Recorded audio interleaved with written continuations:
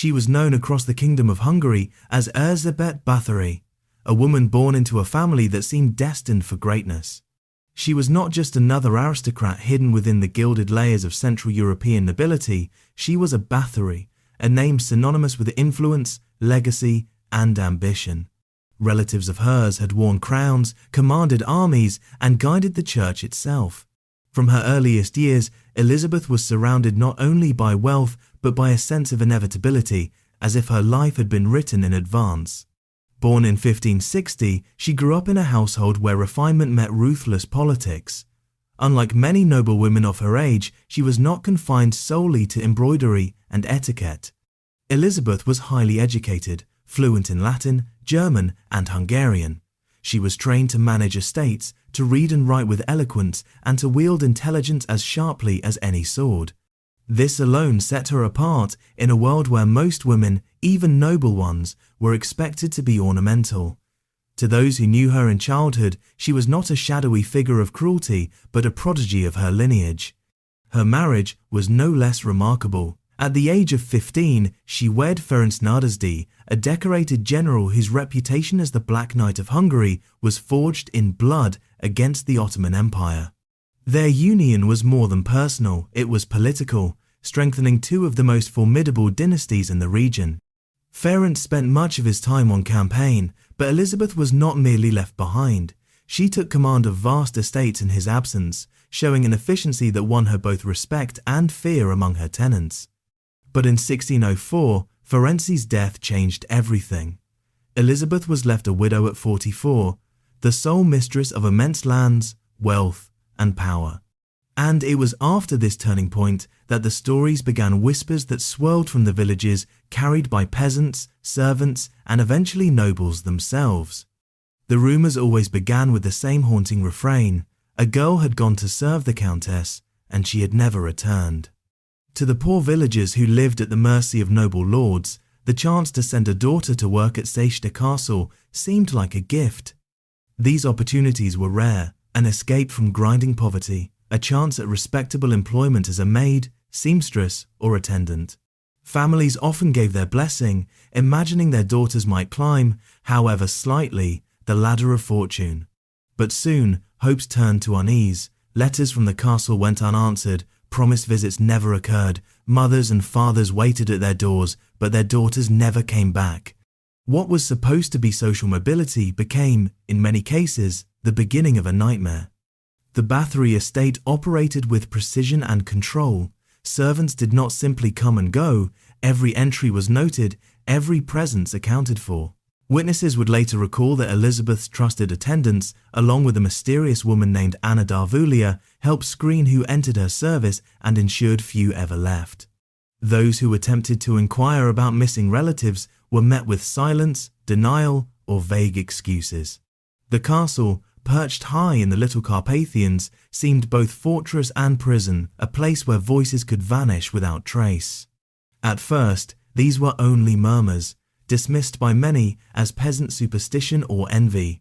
After all, who would dare accuse a Báthory of wrongdoing? But whispers grew louder, families pressed harder, and eventually the church itself took notice. In 1609, a Lutheran minister named István Magyari dared to address the king directly, writing of inhuman cruelty within Elizabeth's household. For the first time, what had been rumours in the villages became a matter of state attention. And behind those stone walls, what truly occurred still chills the imagination. Among the most enduring accusations were those tied to bathing rituals. Court testimonies, collected years later during the investigation, described tiled chambers where young women were subjected to punishments that twisted the ordinary act of bathing into something nightmarish.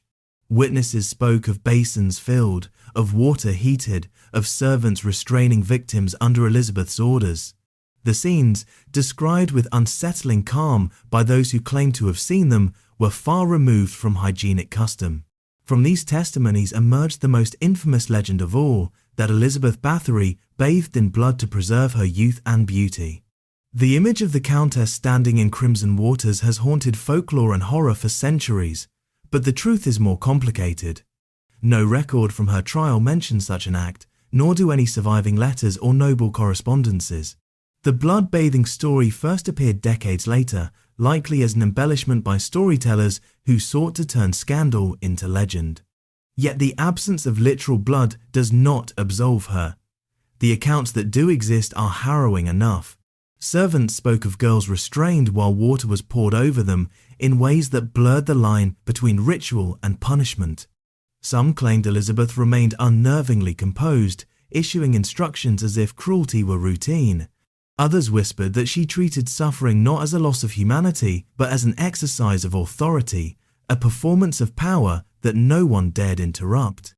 Whether or not she ever immersed herself in blood, the essence of the testimonies remains the same. Young women entered her castle with hope and dignity, and many left it broken, silenced, or not at all. And in those tiled chambers, between the cold walls and flickering torchlight, the seeds of her legend took root. But this was only the beginning. Beyond the walls of Csejte Castle, beyond the rituals whispered by horrified servants, Elizabeth Báthory's cruelty extended into the very landscape itself. For in the winters of Hungary, when the snow fell heavy and the air turned to knives, the Countess found new ways to make nature her accomplice. The winters of the Little Carpathians were merciless. Snow blanketed the land in silence, and the wind cut through the stone walls of villages like sharpened glass. It was during these months, according to testimonies, that Elizabeth Báthory devised some of her most chilling punishments. Witnesses later described how young girls, stripped of their garments, were forced to endure the freezing air outside the castle walls. Some were doused in buckets of water beforehand, their hair and skin crystallizing almost instantly in the bitter cold. To the peasants, this cruelty seemed beyond comprehension, but to Elizabeth, it was said to be a calculated form of control, a way to let nature itself become her weapon. Ilona Jaw, one of the Countess's closest attendants, was among those who testified about such punishments. Her accounts, echoed by others, painted a grim picture of servants left shivering, collapsing in the snow, their suffering observed from a distance by the Countess herself. Was she watching with fascination or with indifference? The records leave that question unanswered. Some scholars suggest these tales may have been coloured by fear, coercion, or the desperation of witnesses hoping to save themselves. Yet the consistency across so many voices gives them weight. Even if some details were exaggerated, the pattern of cruelty cannot easily be dismissed. By December 1610, the whispers had become a roar that could no longer be ignored. It was Palatine György Thurzo, the highest-ranking official in Hungary after the king, who took decisive action. Under the orders of King Matthias II, Thurzo led an investigation into the rumours surrounding Elizabeth Báthory. What he and his men uncovered would shock not only the kingdom but all of Europe. The arrest came suddenly. Elizabeth was seized within her own fortress, caught, as Thurzo himself later wrote, red-handed. And yet, the shock of her capture was only the beginning. The investigation that followed summoned more than 300 witnesses, peasants, servants, castle officials, and local villagers. Their testimonies built a damning portrait of systematic cruelty carried out with precision. The charges were staggering. Witnesses spoke of beatings so severe they left girls lifeless, of starvation used as punishment, of confinement in chambers where silence reigned like death itself. Others described elaborate forms of torment rituals that blurred the line between punishment and sadism. In some accounts, written records of victims' names were said to exist, suggesting Elizabeth had catalogued her atrocities. Though no such journal has survived, and scholars remain divided over whether it ever truly existed, the rumour of it alone was enough to brand her with an almost mythical cruelty. Some claimed the number of her victims reached 600. Whether fact or invention, the figure has clung to her legacy ever since. The servants who once obeyed her now became the crown's key witnesses. Under oath, many admitted their complicity, revealing how they had helped conceal bodies, silence victims, or carry out orders in fear of retribution.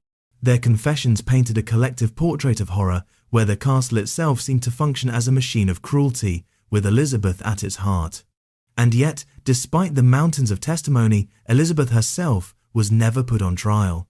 As a member of one of Hungary's most powerful families, her noble status shielded her from the public humiliation of a court appearance. The authorities faced a paradox.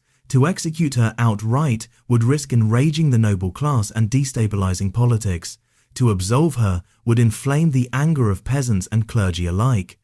The solution was compromise. Elizabeth was placed under perpetual house arrest in her own castle. Thurzo ordered a section of her chambers bricked up, sealing her inside with only small slits left for food and air. Her accomplices, however, were shown no mercy. Several of her servants were executed, some burned, others mutilated, in a display of justice meant to cleanse the stain of her household. But for Elizabeth, punishment came not from fire or sword, but from silence and stone. She lived 4 more years in that isolation. Day after day, the once mighty countess, who had commanded fear across her estates, was left alone in the darkness of her bricked-in chamber. No audiences, no servants, no power, only the echo of her own thoughts and the weight of her legend growing beyond the walls. In August 1614, she was found dead, aged 54. Whether her death was from natural causes or from despair, no one can say for certain. Her burial was as controversial as her life. At first interred in the church at Csejte, her remains were reportedly removed after protests from villagers who refused to allow the Blood Countess to rest among them. Some say she was reburied in her family's crypt, though the exact location remains uncertain, as if even in death she could find no peace. But her story did not end there. In the centuries that followed, Elizabeth Báthory's name transformed from scandal to legend. The myth of the bloodbaths, though born from later exaggerations, captured the imagination of writers, dramatists, and eventually filmmakers. She became a symbol, not only of cruelty, but of the darker currents of power, gender, and fear that haunted early modern Europe. And yet, historians continue to debate her reality. Was she truly a sadistic killer who orchestrated the deaths of countless young women, or was she the victim of a political conspiracy, her wealth and power making her too dangerous to leave unchecked? Some argue the testimonies were coerced, the evidence exaggerated, and her fall engineered by rivals eager to seize her estates. Others insist that, while the blood-bathing legend may be false, the sheer consistency of the testimonies suggests something darker than politics alone. Perhaps the truth lies somewhere in between. Elizabeth Báthory, as both a woman of her brutal age and one who crossed boundaries so far that even her peers recoiled. When Palatine Thurzo wrote to King Matthias in January 1611, he chose his words with chilling simplicity. "I caught her red-handed." That sentence, spare, damning, unforgettable, has echoed across 4 centuries. And so, Elizabeth Báthory remained suspended between history and myth, a woman whose story still forces us to ask, was she a monster born of cruelty or a warning of what power, unchecked, can become?